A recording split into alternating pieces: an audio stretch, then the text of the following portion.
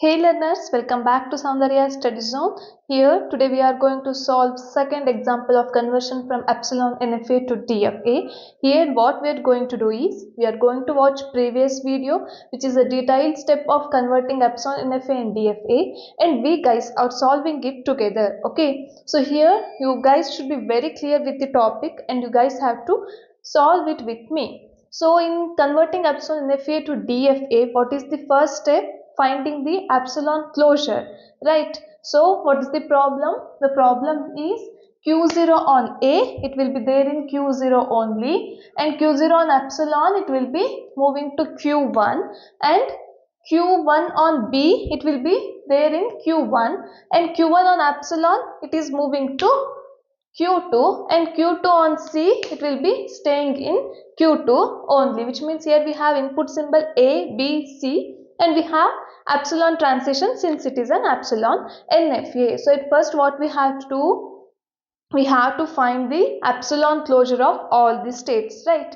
So to find the epsilon closure, Q0 is an initial state and Q2 is an final state, right? So to find the epsilon closure, I hope you are very clear with this, right? So to find the epsilon closure of any state, we have to write that state as it is first and then check whether there is transition on epsilon to other state. Yes, Q0 on epsilon, it is moving to Q1. Now check whether there is any connecting state, which means Q0 on epsilon, it is moving to Q1. Q1 on epsilon, is it moving to anywhere? Yeah, it is moving to Q2. So epsilon closure of Q0 is Q0, Q1, Q2. And then what is the epsilon closure of Q1? Epsilon closure of Q1 is, write Q1 as it is, Q1, Q2, right? And then epsilon closure of Q2 is, write Q2 as it is, and then check whether there is any epsilon transition in Q2 state, which means there must be an outgoing transition. Here it is an incoming transition. We need outgoing transition to write the epsilon transition. Okay, here there is no outgoing transition, so Q2 only. If there is no epsilon transition, we have to write the state itself. Okay, and then what we have to do? Yeah, what you have to do is name this as S0 and take this as initial state of DFA. Why? Because in NFA initial state is Q0. So the epsilon closure of the initial state of epsilon NFA will be the initial state of DFA. Is it clear? Yeah. So now I am writing the transition table of all the states on A, B and C. Okay. So this is the starting state and this is the final state. Q0 on A, it will be there in Q0 only. Q0 on B, is there any transition? No. Here, no need to represent dead state or anything in epsilon NFA. Why? Here, it's not mandatory to have all the transition, right? So, I can write it as null set, and Q0 on C also no transition. Q1 on A, no transition. Q1 on B, yeah, there is a transition that it will be staying in Q1 only. Q1 on C, no transition, and Q2 on A, no transition. Q2 on B also no transition. Q2 on C, yes, it is going to be staying in Q2 only. Okay, I wrote the transition table and epsilon closure. Now what we have to do? We have to check the transition of this S0. Okay, which means what will be the state S0? S0 is combination of all these states, which is a new state, right? So this state, what it is going to do on consumption of A, B and C. If we get new state, which means if we get S1, then we have to find S1 on A, B, C. If we get S2, we have to so on continue like that. Okay. So now let's check S0 on A, B, C. Okay. Okay, at first what we have to do, we have to find S0 on A, B, C, right? So I am writing it here, S0 on A, because we have input symbols A, B, C, right? So I will be writing it here. S0 means Q0, Q1, Q2, right? S0 means Q0, Q1, Q2 on A. Correct? So Q0, simple. We have to write the transition. Q0 on A, it will be staying in Q0 only, and Q1 on A, no transition. Q2 on A, no transition. So only this one. I hope you got it. You have to check all the transition. Q0 on A, it will be staying in Q0. Done. Q1 on A, no transition. Q2 on A also no transition. So only we have Q0. Okay. Now what we have to do? We have to find the epsilon closure. Right. Epsilon closure of Q0. What is the epsilon closure of Q0? Go here. Go to the first table. Q0, Q1, Q2. So write as it is. Q0, Q1, Q2. So is this state already named? Yes, it is named as S0. So name it as S0 only. Okay, name it as S0. And then what I have to do? I have to find S0 on B, right? S0 on B. Same step, S0 on B. So here S0 means Q0, Q1, Q2. Q0 on B, no transition. Go to Q1, Q1 on B. Yes, there is a transition, that Q1 on B, it will be there in Q1 only. Q2 on B, no transition. So Q1 only. Done. So here what we have to do? We have to find the epsilon closure. So what is the epsilon closure of Q1? Epsilon closure of Q1 is Q1, Q2.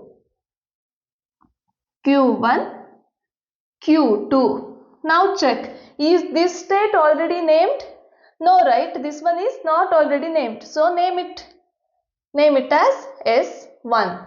Okay. Now what we have to do? We have to find, there are three input symbol A, B and C. So S0 on C. S0 on C. S0 means Q0, Q1, Q2. Q0 on C. No transition, right? So, and then Q2 on C, is there any transition? No. And Q2 on C, yes, there is a transition, that is Q2. So what we have to do? We have to find the epsilon closure of Q2. What is the epsilon closure of Q2? Epsilon closure of Q2 is Q2 only, right? This one. Epsilon closure of Q2 is Q2 only. Is this already named? No, this is not already named. So name it as S2. Done. Now what I have to do? I got new states here. If I got S0, S0, S0, no need to continue. But here I got new state, that is S1, right? So now I have to check the transition of S1 on A, B and C. Okay, so S1 on A. At first check this one. Okay. Okay, now what are the states that are in S1? The states are Q1, Q2. So Q1, Q2 on A, that is, check, we have to check the transition table. What is the transition of Q1 on A? No transition. Is there a transition of Q2 on A? No, there is no transition. So this one is a null set. So do we need to find the next step? No need to find the next step. So here our answer is epsilon. So let's do one thing. We should name it as S3. Okay. Epsilon is named as S3. I will tell you why. Okay. And then S1 on B, that is Q1, Q2 on B. So here Q1, Q2 on B, Q1 on B. Yeah. There is a transition, that it will be in Q1, Q2 on B, no transition. So here I have state. So I am finding the epsilon closure. So here don't waste your time again looking at the transition table. Here already we got epsilon closure of Q1, right? As it is. Epsilon closure of Q1 is Q1, Q2. Yes, it is already named as S1. Just copy this, okay? Because it will be same. And then Q1, Q2 on C. Q1 on C, no transition. Q1 on C, Q2 on C, yes, there is a transition, that is Q2. So what we have to do? We have to find the epsilon closure of Q2. So yes, here it is already there. I am just copying it, that is Q2, and it is named already, that is S2. So S1 is done. Now we have to check it for S2, right? So now S2 on A. So S2 on A will be, what is the value of S2? That is Q2. So Q2 on A. Q2 on A. Is there any transition? No transition, which means null set. No need to check further. And then S2 on B. That is Q2 on B. Is there any transition? No. It is a easier work for you. And then last one, that is S2, that is Q2 on C. Yes, there is a transition, that is Q2. Already defined, that is S2. I need to name this one as epsilon transition as S3 and S3. Okay, so no need to find it for S3, right? Because it will be epsilon only, there will be no transition. So I found all values of S0, S1, S2, S3. No need to find the transition because it is a null set. So we got all the value of all the states, new states, right? So now it's time to convert Epsilon NFA to DFA by writing the transition diagram. So let's write the transition diagram. Okay, to write the transition diagram, at first we have to finalize which is the initial state and which is the final state, right? Initial state will be the state which is the epsilon closure of the initial state of epsilon NFA, right? So initial state will be S0. So initial state will be S0.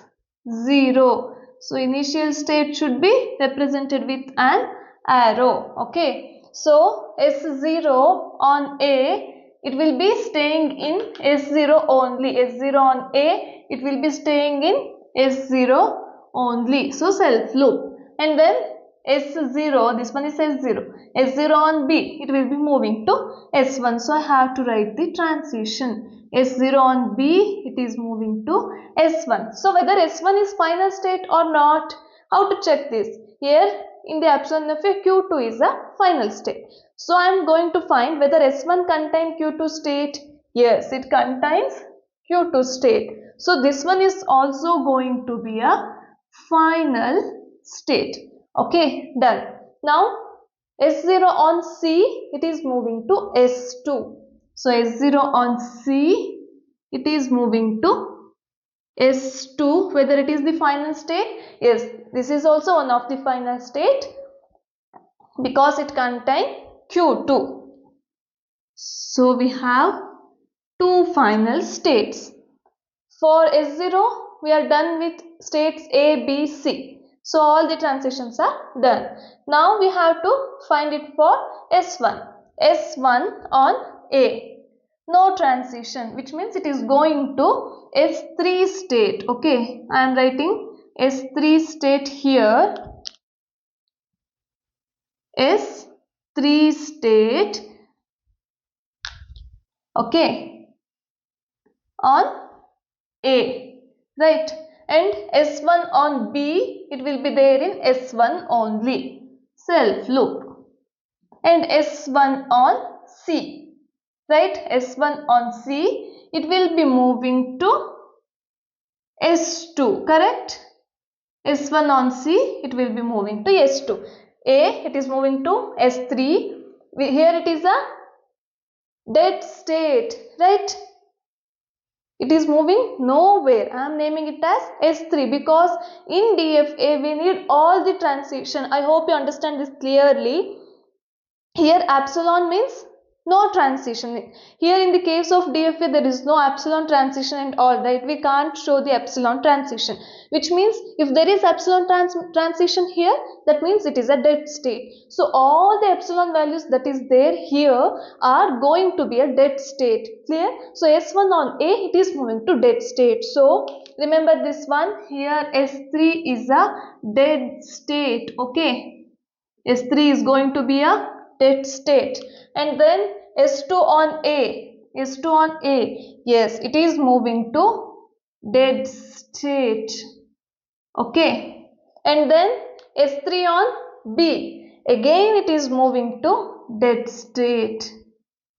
Okay, here S3 on A also it is moving to dead state, S3 on B also it is moving to dead state. You can check here, is there any transition of Q2 on A and B? No, there is no transition. So S2 means state Q2, right? So on A and B it is obviously going to dead state. And then S2 on C, which means Q2 on C, it will be there in Q2 only. And S2 on C, it will be staying in S2 only. Now check whether all the states are there and all the input symbols are there. This is the step to check the proper transition diagram, right? Whether the Epsilon NFA is properly converted into DFA. So S0 on A, yes, there is a transition. S0 on B, yes, there is a transition. And S0 on C, yes, there is transition. And S1 on A, there is transition. S1 on B also transition. S1 on C also there is transition. And S2 on A, yes, there is a transition. S2 on B, there is a transition. S2 on C, yes, there is a transition. Here you can write it like this also. For all the states we need all input symbols, right? So S3 on A, B, C, whatever it is, it will be there in dead state only. Okay, this is how we represent or convert Epsilon NFA to DFA. This is the second example we have solved. I hope this video helped you and I hope you are now able to learn it or try it on your own. So if this video helped you, please don't forget to like this video, subscribe to my channel and share it with your friends who are learning finite automata theory. Thank you.